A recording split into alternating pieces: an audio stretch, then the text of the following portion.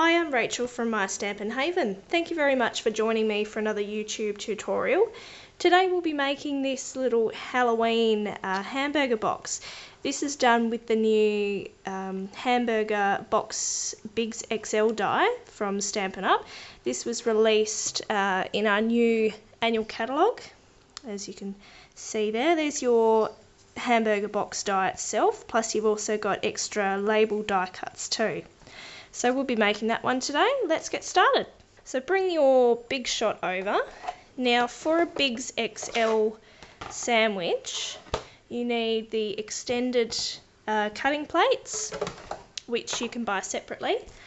Then you put your XL die down. Then you need your cardstock.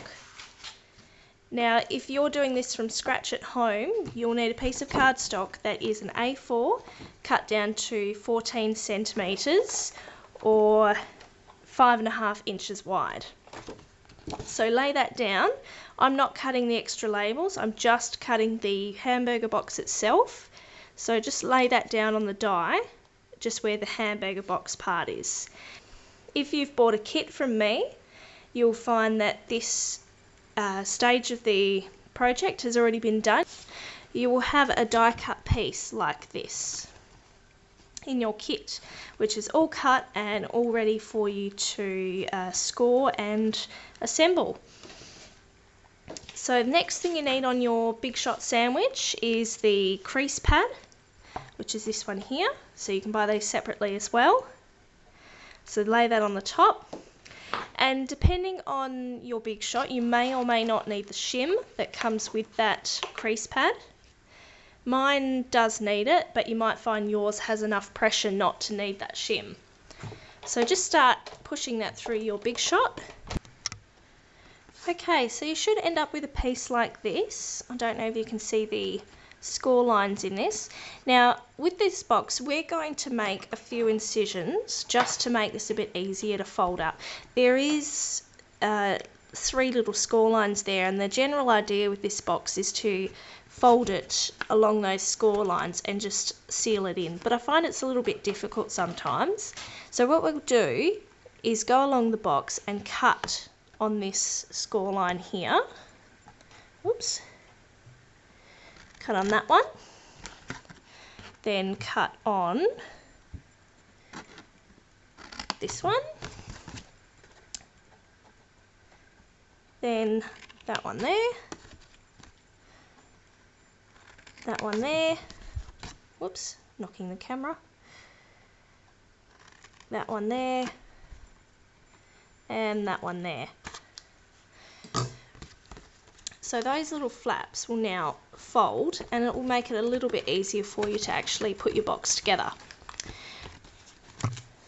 So just go along the rest of the box and start folding on every score line, and just give it a quick burnish with the bone folder.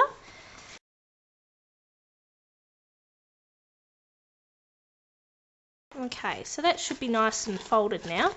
Now the next step is to go along and put some sticky strip or adhesive on these flaps here, because we will actually be sealing those into the box. So go along and fold these inwards, these little flaps, and then put some sticky strip or adhesive on those flaps so we can seal them down.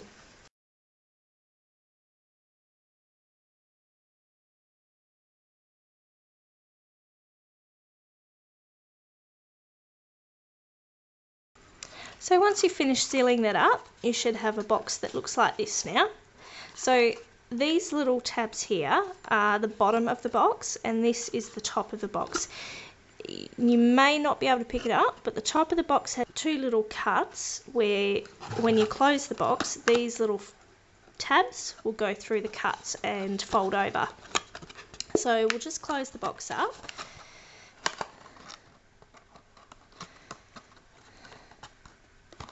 It can be a little bit fiddly, but once you get them through, just fold them over like that.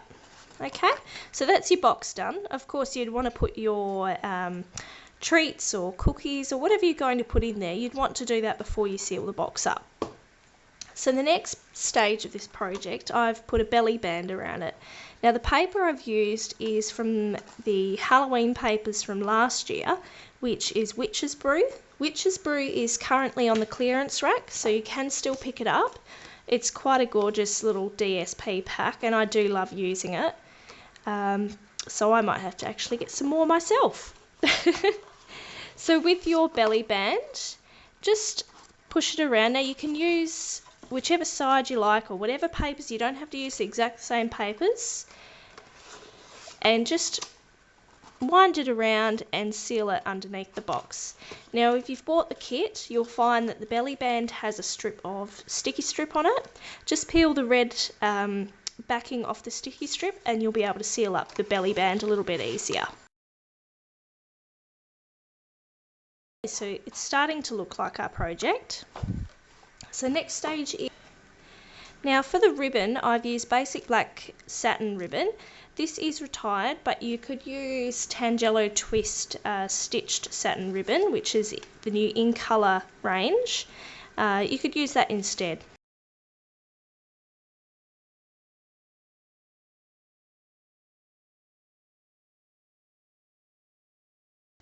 Okay, so the next stage now is to stamp the label. So for the label, I've used the Happy Halloween wood mount stamp. This is in our current holiday catalogue, and it's only available in wood mount. Now I'm just inking it up with Memento Black. Memento is the ink that you use when you're doing work with blendabilities. It's really good. It's alcohol based, so it doesn't bleed. But I've found that it's quite a nice solid black colour on other cardstock as well. So I'm actually heading more towards using this as my go-to black rather than StazOn, because this doesn't have the same sort of smell that StazOn does. So I have a piece of very vanilla cardstock and I'm just going to stamp that on. And just with the edges of the label, I've used the Project Life corner punch just to round off the edges. Okay. Now in the corner I've also used a hole punch to just punch a small hole in it so that we can tie it to the top of our box. Now on the top of the label here I've put a little rhinestone which I've coloured with pumpkin pie blendabilities. If you have bought the kit for these hamburger boxes, you'll find that there will be a set of pre-coloured rhinestones in there.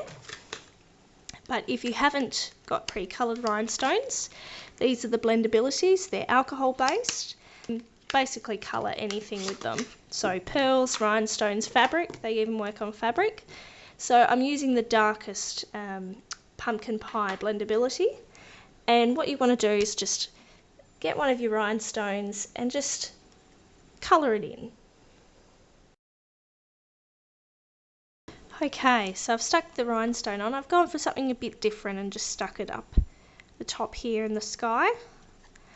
And what we'll do now is tie that little label on. So I've got some of the gold baker's twine that was in our occasions catalogue last year that got carried across into the main catalogue. If you bought the kit, you should have a strand of this, which you'll need to cut into several lengths to do all the boxes. And I'm just going to make a bit of a loop there and pull the threads through. Not too tight because you don't want to rip your cardstock. And then just sort of tie it in underneath the bow. Now don't stress too much if you find that it starts to unravel, because what we will actually be doing is unraveling it. It just adds to the Halloween sort of edge a bit more. The good thing about having a big bow on it is you can sort of hide some of that knot underneath. So once you've done that, get your twine and just start unraveling it, because you want it to become nice and spidery, sort of like a spider's web. You just want to unravel it and make it like very, very distressed and very Halloween-y.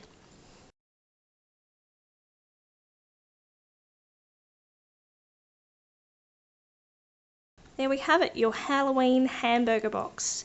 Well, thank you very much for joining me for this YouTube tutorial. I hope you enjoyed it as much as I did, and I look forward to the next one.